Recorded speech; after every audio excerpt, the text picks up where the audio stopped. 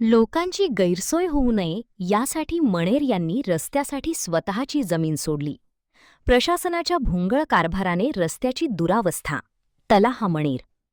कोल्हापूर शहरानजीक असलेल्या उचगावात गेल्या 30 वर्षापासून रस्त्यासाठी लढा सुरू आहे. या गावातील पूर्व भागात नव्याने तयार झालेल्या मणेरमळा या परिसरातील ही स्थिती. या ठिकाणी गेली अनेक वर्ष मुख्य रस्ताच बनवला गेला नाही.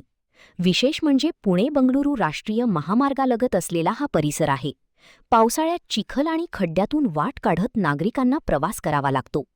या गावासाठी स्वतःची जागा रस्त्यासाठी देऊनही प्रशासन रस्ता करण्यासाठी पुढाकार घेत नसल्यामुळे ही परिस्थिती असल्याचं जमीन मालक आणि ग्रामपंचायत सदस्यांची प्रतिक्रिया आहे.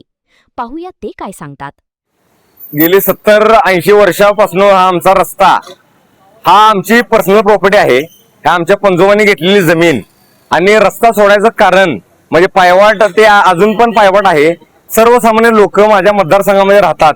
या हेतूने माझे वडील जिल्हा परिषद सदस्य इरफान मणेर साहेबांनी हा रस्ता सर्वसामान्य लोकांनी घरं बांधलेली आहेत.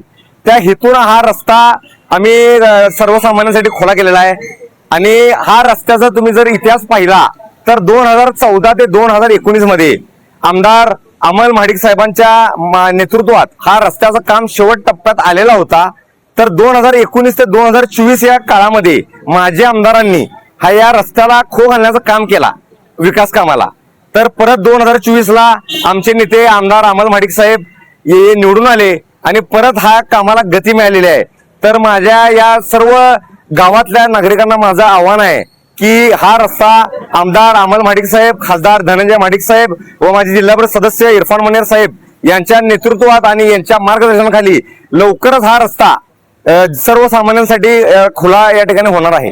रस्ता आहे तेव्हा रहदारी देखील आहे, मात्र खड्ड्याची नादुरुस्ती चांगला रस्ता व्हावा अशी नागरिकांची मागणी. हा रस्ताच जे या रस्त्याची दुरावस्था आहे हे जे कारणीभूत फक्त आणि फक्त प्रशासनाचं नाकर्त्यापणामुळं हा रस्त्याचा आणि दूरदर्शा झालेला आहे. तरी ग्रामपंचायतीच्या माध्यमातून मी हा रस्त्याला जे मोठे मोठे दगड आणि मुरमीकरण करून तोपर्यंत आता या ठिकाणी तरतूद या ठिकाणी ग्रामपंचायतमध्ये मी केलेली आहे. आणि हा कच्चा रस्ता हा म्हणजे लोकांना चालता जाता येईल आणि 2 व्हीलर्स आणि 4 व्हीलर्स व्यवस्थित जातील ही जी या ठिकाणी मी दक्षता या ठिकाणी एक लोकप्रतिनिधी म्हणून 100% मी या ठिकाणी घेणार. महान कार्य न्यूजसाठी सुनील काटकर, कोल्हापूर.